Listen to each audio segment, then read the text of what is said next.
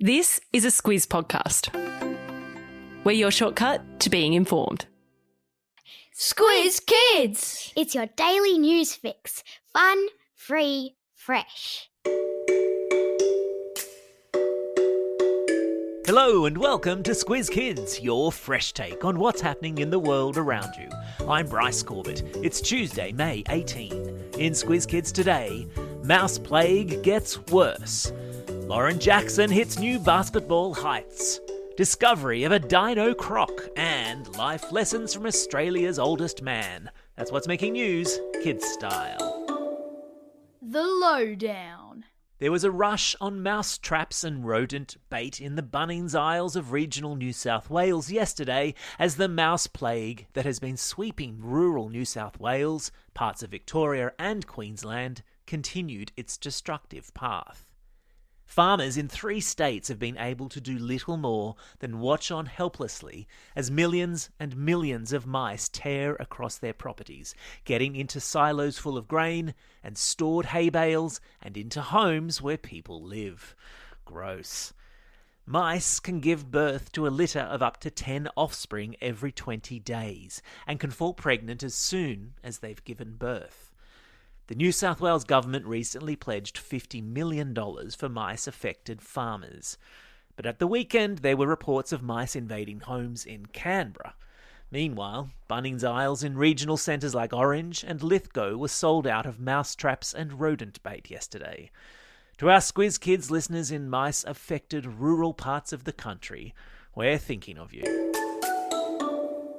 There's a new record holder for the title of oldest man in Australia ever. Queensland's Dexter Kruger yesterday turned 111 years and 124 days old, beating the previous record holder, a World War I veteran, by 1 whole day. Dexter, who spent most of his life living and working on a farm in Roma in Western Queensland, yesterday said he reckoned the reason he'd lived so long was because he led a simple life in the country, eating fresh food, living far from the city and all the busyness that consumes so much of modern life. According to Dexter, while advances in technology have brought lots of amazing things to today's world, they've also made people more stressed, busily trying to make money to buy things they don't really need. Now that, ladies and gentlemen, is what you call wisdom. Dexter also reckons there's one secret to his daily diet that has helped him live a long life. Chicken brains. He used to eat them every week, and he says they're delicious. Reckon I'll just take your word for that, Dexter.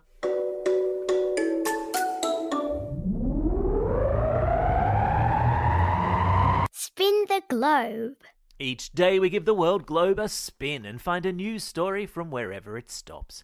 And today we've landed in Samoa, one of our South Pacific neighbours. A beautiful part of the world where the palms sway and the waters are always blue, and which is about to swear in its first female Prime Minister. The tiny nation, population 197,000, had an election at the beginning of April. And while it has taken a few weeks for the outcome to be declared official, a ruling yesterday by the highest court in Samoa should pave the way for Fiame Naomi Mataafa to become the country's first female leader. Fellow female leader in the region, New Zealand's Prime Minister Jacinda Ardern, welcomed Mataafa to the club, saying her election was really significant.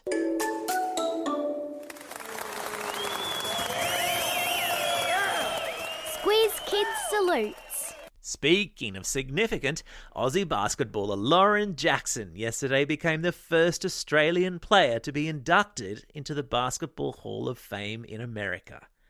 This is the same Hall of Fame to which legendary players like Michael Jordan and Kobe Bryant belong. So for our very own Lauren Jackson, 7-time WNBA All-Star, 4-time Australian Olympic basketballer from Albury in New South Wales, to be honoured in American basketball's most prestigious award is no small thing. Much like Lauren, who at 1.96 metres tall is also no small thing.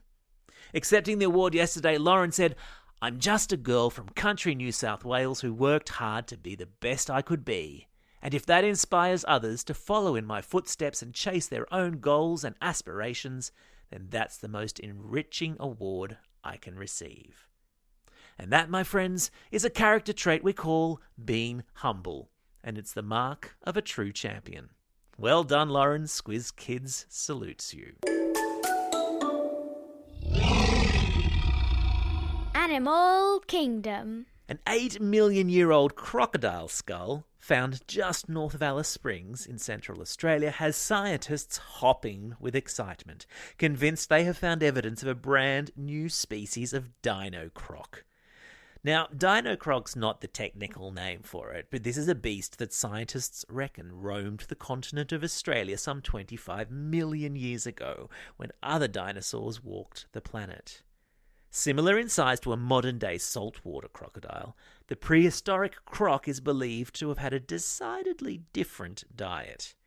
Where salties today mostly eat fish and small wildlife, the Dino-croc had massive jaws and is believed to have hunted other small dinosaurs for its dinner. Yikes. There's a link in today's episode notes to photos of the old-time croc. You're very welcome. Time for the Squiz. This is the part of the podcast where you get to test how well you've been listening. Question number 1. What tiny animal is ravaging rural Australia in plague proportions? That's right, it's mice. Question number 2. Which country in the South Pacific looks set to welcome its first female Prime Minister? That's right, it's Samoa. Question number 3. Name the Aussie basketballer who's become the first Australian player to be inducted into the US Hall of Fame. You got it, it's Lauren Jackson.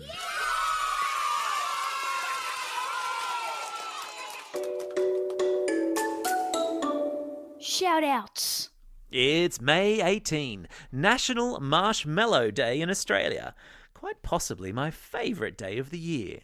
If you're anywhere near a marshmallow today, roast it, pop it in a hot chockey, or squeeze it between some bickies with melted chocolate and make yourself a s'more. It's also a special day for these Squiz Kids celebrating a birthday today. Kendall from Sydney, Melissa and Jacob from Oran Park, Miranda from Miranda, Alex from Brisbane, Olivia from Woodhill, Nolan from Canterbury, Julia from Regent's Park, Archie and Willow from Tighes Hill, Terence from Haberfield, Zoe from Croydon Park, and Riley from Harden. And a belated birthday shout-out to Xander from Beecroft. And today's classroom shout-outs go to Class 6 White with Miss Salcedo at Holy Family Catholic Primary School in Canberra, Ms Simmons' favourite class, 5-6 33 Leopards at Foster Public School, and their principal, Mrs O'Brien, Class 2M at Windsor Public School, Mrs Oddie's 3P class at the Australian International School in Singapore, and a special shout out to Class MG6 from the St Peter's campus at All Saints College, who wish Katie all the best for her mum, who's not well. Get well soon, Katie's mum. Don't forget, if you've got a birthday coming up and you want a shout-out, or if you're after a classroom shout-out, drop us a line at squizkids@thesquiz.com.au. Well, that's all we have time for today. Thanks for listening to Squiz Kids. We'll be back again tomorrow. In the meantime, I want you all to get out there and have a most excellent day. I don't know why I did that in an English accent. Over and out. Squiz Kids is proudly supported by the Judith Neilson Institute for Journalism and Ideas.